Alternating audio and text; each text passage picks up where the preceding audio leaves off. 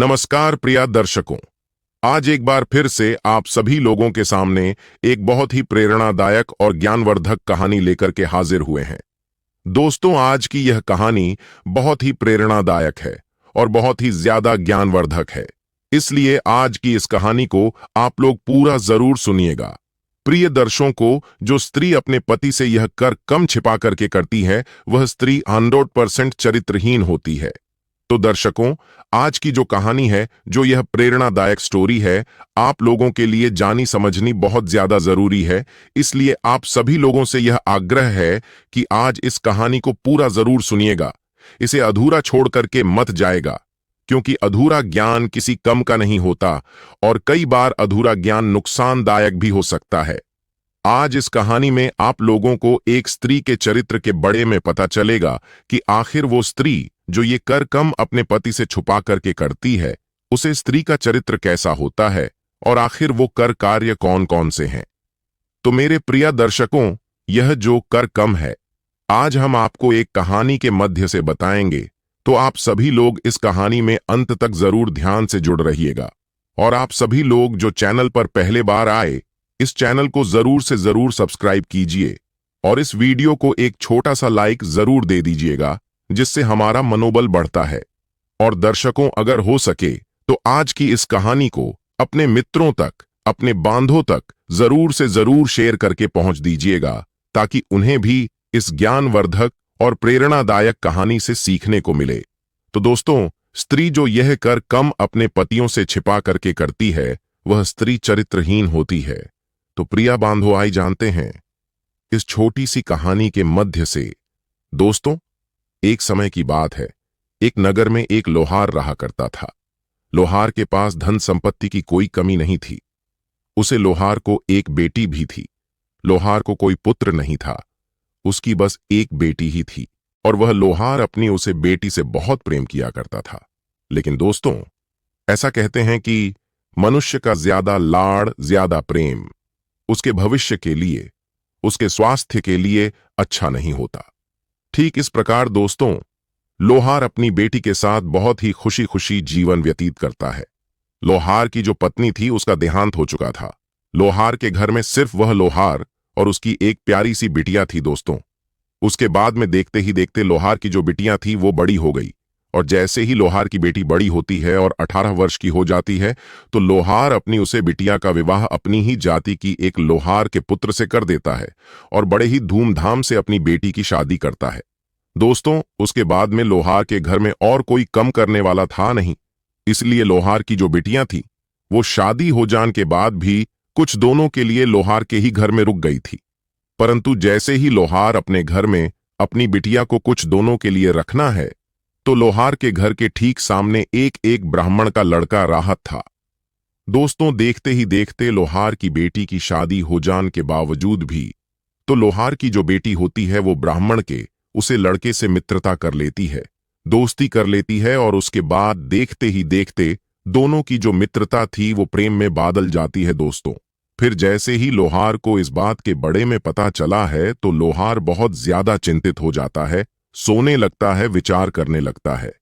Prius को, ऐसा आपने सुना होगा कि बाद में फिर पछतावे क्या हो जब चिड़ियां चुग गई खेत। ठीक इस प्रकार लोहार जो होता है, वह बहुत ज्यादा चिंता करने लगता है और सोने लगता है कि मेरे ही इस लौड प्यार और प्रेम के कारण मेरी पुत्री बिगड़ चुकी है, मेरे हाथ से निकाल चुकी है। उसके बाद लोहार सोचता है कि अब मैं अपने जमाई को बुलाऊंगा और अपनी बेटी को हमेशा हमेशा के लिए यहां से विदा कर दूंगा, क्योंकि ये अगर यहां रहेगी तो मेरे सर पर एक कलंक रहेगा, एक बोझ रहेगा। फिर दोस्तों, लोहार सबसे पहले अपनी पुत्री को उसे ब्राह्मण के लड़के के पास जान से रोक देता है, उसे मिलने से माना कर देता है और दूसरी दिन अपने जमाई को अपने घर बुला लेता है। दोस्तों, जैसे ही लोहार का जमाई अपने ससुराल को आता है, तो ससुराल में आते ही लोहार अपने जमाई का खूब आदर करता है, खूब सम्मान करता है, खूब स्वागत करता है और खूब सेवा भी करता है। दोस्तों, फिर जैसे ही रात्रि का समय होता है, रात होती है, तो लोहार अपने जमाई को अपने घर के मुख्य द्वार पर ही सुला देता है।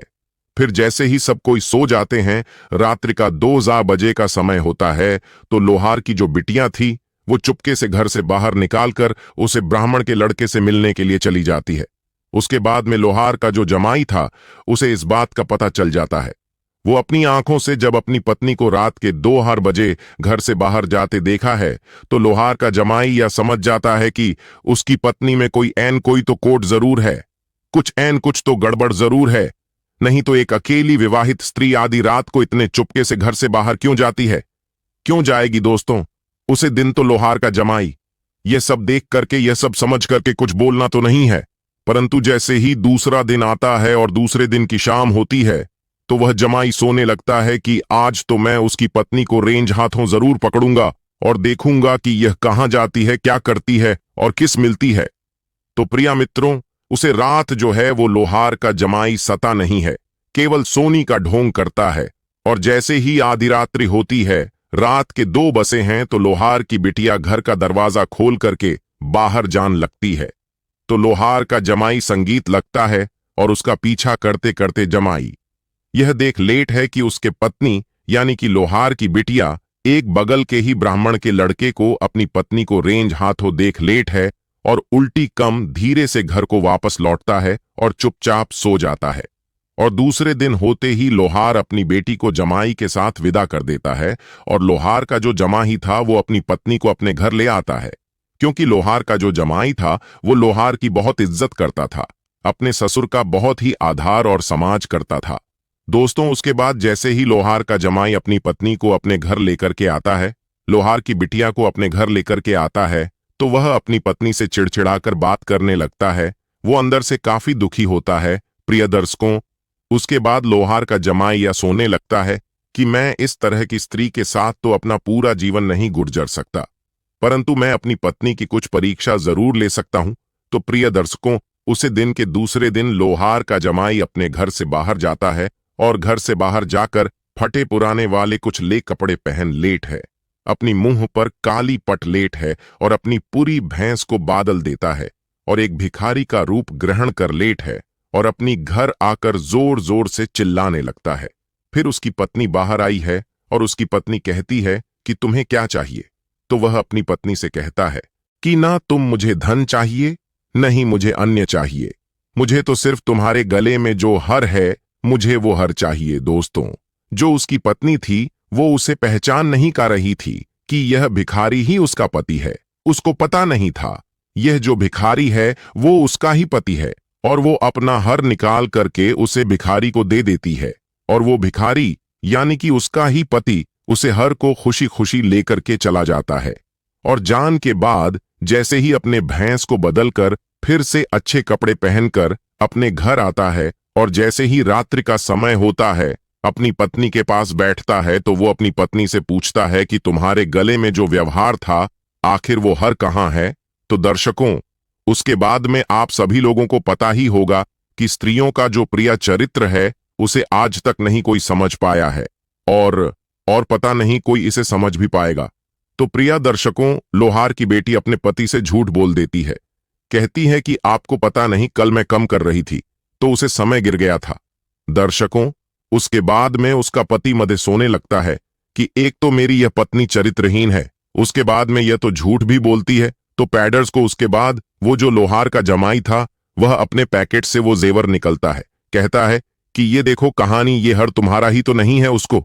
उसके बाद जो लोहार की बेटी होती है वो हक्का बका रह जाती है, उसका मुंह खुला रह जाता है, अपनी नजर नीची कर लेती है और उसका मुंह, उसका चेहरा बिल्कुल उतार चुका होता है और कहती है कि आपके पास एक ऐसे आया।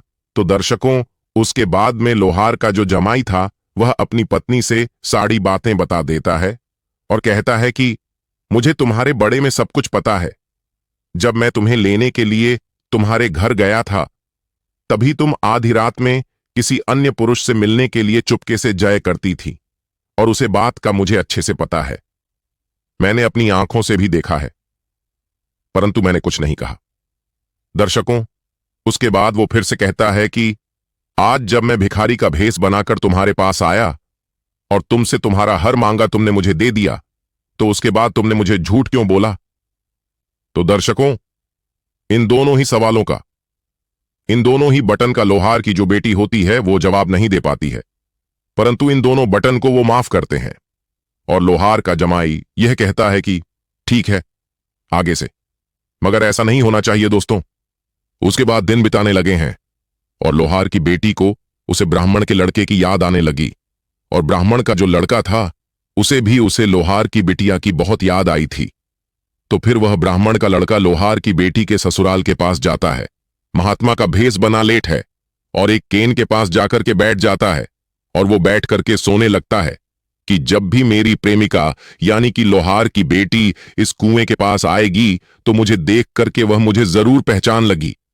दर्शकों, उसके बाद वो ब्राह्मण का लड़का उसे केन के पास बैठा राहत है, और जैसे ही लोहार की वह बेटी उसे केन के पास पानी भरने के लिए आई है तो वो उसे ब्राह्मण के लड़के को पहचान जाती है, उसे देख लेती है, बहुत खुश हो जाती है और उससे बातें करने लगती है और कहती है कि आखिर जब तुम मुझे मिलने के लिए ही गए हो। परंतु दर्शकों, जो लोहार की बेटी है वो फिर कहती है कि मैं तो चाहे तुम्हें अपने घर नहीं बुला सकती हूं, मगर उसके लिए मुझे कुछ नाटक करना पड़ेगा। फिर दर्शकों, इतना कहकर वह लोहार की बेटी फिर अपने ससुराल चली जाती है, अपने घर को चली जाती है, और वहां पर जाते ही अपने पांव को पड़कर रण लगती है और पूरे घर को अपने सर पे उठा करके रख लेती है। बहुत जोर जोर से चिल्लाने लगती है, हंगामा खड़ा कर देती है और चिल्लाकर खाने लगती है कि पता नहीं मेरे पर में अचानक यह क्या हो गया दोस्तों। उसके बाद जो लोहार का जमाई होता है वो नगर के बड़े बड़े वेदों को, बड़े बड़े हकीमी को बुलट है, लेकिन इलाज के बाद भी, चिकित्सा के बाद भी उसे लड़की के पांव में कोई भी फर्क नहीं आता है। और फर्क क्या ही आता, वो तो वैसे भी सिर्फ नाटक कर रही थी दोस्तों। उसके बाद वो ब्राह्मण की बेटी अपनी मुख से, वह लोहार की जो बेटी थी वह अपने मुख से उसे ब्राह्मण के लड़के का नाम लेती है और कहती है वह अपने पति से कि इस नगर में एक बहुत ही बड़ा और सिद्ध संत आया। संगीत को, दर्द को वही संत है जो मुझे इस पीड़ा से छुटकारा दिल सकता है। अगर उसे बुलाया जाए तो शायद मैं ठीक हो जाऊं दोस्तों। उसके बाद उसका पति यानी कि लोहार का जमाई उसे संत को बुलाने के लिए जाता है, क्योंकि उसे ब्राह्मण के लड़के ने यानी बदलकर एक संत का भेष बना। उसके बाद में जैसे ही वो संत को यानी कुछ ब्राह्मण के बेटे को बुलाकर के लाता है तो वो ब्राह्मण का लड़का आई ही जो लोहार की बेटी थी उसके पांव की तरफ देखा है, और उसके पांव की तरफ देखकर के झूठ मेट्रो का उच्चारण करने लगता है तो उसकी पत्नी का पर धीरे धीरे ठीक होने लगता है, उसे आराम मिलने लगता है, और वो अपने पति के सामने उसे ब्राह्मण की, उसे संत की यानी कि अपने प्रेमी की बधाई करने लगती है। फिर दर्शकों, उसके बाद वह संत यानी कि वो ब्राह्मण का लड़का रात्रि में उनके ही घर में रुक जाता है, और जैसे ही रात थोड़ी ज्यादा होती है तो जी कक्षा में, जी कमरे में वो ब्राह्मण का लड़का था। इस कक्षा में वो लोहार की बेटी चुपके से जाती है, और जैसे ही वो अपने पति के कमरे से निकाल करके उसे संत के यानी कुछ ब्राह्मण के कमरे में आई है तो जो लोहार का जमाई था यानी कि उसका पति, उसकी भी आंखें खुला जाती है और वो अपनी पत्नी का पीछा करते करते इस कक्षा के पास पहुंचना है जहां पर वो ब्राह्मण का लड़का संत का भेष बादल करके उनके घर में रुक हुआ था। प्रिय दर्शकों, लोहार का जमाई एक बार फिर से अपने पति का पीछा करते हुए अपनी पत्नी को और उसे ब्राह्मण की लड़की को जो संत का भेष बादल करके उसके घर में रुक हुआ था, उन दोनों को फिर से रेंज हाथों रात्रि में पकड़ लेट है। उन दोनों को एक जगह देखकर और फिर से मिलने पर लोहार का जमाई दुखी होता है, उसकी आंखें वापस से अपने कक्षा में चला जाता है। परंतु प्रिय दर्शकों, इस कहानी में ऐसी कर महत्वपूर्ण बातें निकाल करके सामने आई हैं कि इन कर बटन से हम इस बात का पता कर सकते हैं, क्या आखिर ये कर कम करने वाली स्त्रियां चरित्रहीन होती हैं, और हम किसी चरित्रहीन स्त्री को उनके इन कर केमोन से पहचान सकते हैं। तो प्रिय दर्शकों, पहले कम होता है कि जो स्त्री विवाह होने के बाद भी किसी दूसरे पुरुष से, किसी दूसरे अन्य पुरुष से अगर संबंध बनती है तो वह स्त्री चरित्रहीन होती है, क्योंकि वैसे स्त्रियां अपने पति की मृत्यु को ही बहुत ही हंसते हंसते देख लेती हैं और वह स्त्री अपनी पति का कोई समाज, कोई भी आधार नहीं करती, इसलिए वह स्त्री चरित्रहीन होती है। प्रिय दर्शकों, दूसरा कम, जो स्त्री अपने पति से झूठ बोलती है या झूठ वादे करती है, उसकी आंखों में धूल झोंकन चाहती है या झूठी और खोखली तसल्लियां देती हैं। वह स्त्री भी चरित्रहीन होती है, क्योंकि जो स्त्री अपने पति से कम कम पर हर कम पर झूठ बोलती है, वह स्त्री अपने पति के साथ कभी भी अपने पति का साथ नहीं निभा शक्ति साथ निभाकर उसके साथ नहीं चल शक्ति, इसलिए वह स्त्री भी चरित्रहीन होती है दर्शकों। फिर तीसरा, कम। जो स्त्री अपने ही पति के सामने किसी अन्य पुरुष की लड़ाई करती है, उसकी महिमा गति है, अन्य पुरुष के वार्तालाप करती है, वह स्त्री चरित्रहीन होती है दर्शकों। चौथ, कम। जो स्त्री अपने पति का नाम लेकर के बुलाती है या उसके द्वारा कही गई किसी भी कम को, किसी भी कार्य को अमान्य करती है, किसी भी बात को नहीं मानती है, वह स्त्री भी चरित्रहीन होती है दर्शकों। इस प्रकार से यह कर कम करने वाली स्त्रियां चरित्रहीन होती हैं। तो मेरे प्रिय बंधु, उम्मीद करते हैं कि यह कहानी आप लोगों को पसंद होगी। अगर यह कहानी आप लोगों को थोड़ी सी पसंद आई, कुछ समझना को मिला हो, तो इस कहानी को एक छोटा सा लाइक जरूर दे दीजिएगा। पहले बार हमारे चैनल पर आए हैं तो हमारे चैनल को जरूर से जरूर सब्सक्राइब कीजिएगा, ताकि ऐसी कहानी, ऐसी जानकारी या आप लोगों तक पहुंचती रहे हैं। और जो बेल आइकॉन है, जो नोटिफिकेशन बेल है, जो घंटी का निशान है, उसे भी जरूर से जरूर प्रेस क्यों कर लीजिएगा।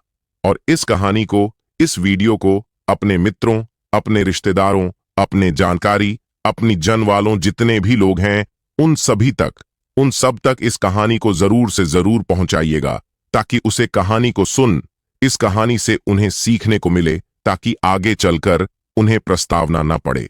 आप सभी लोगों का बहुत बहुत धन्यवाद।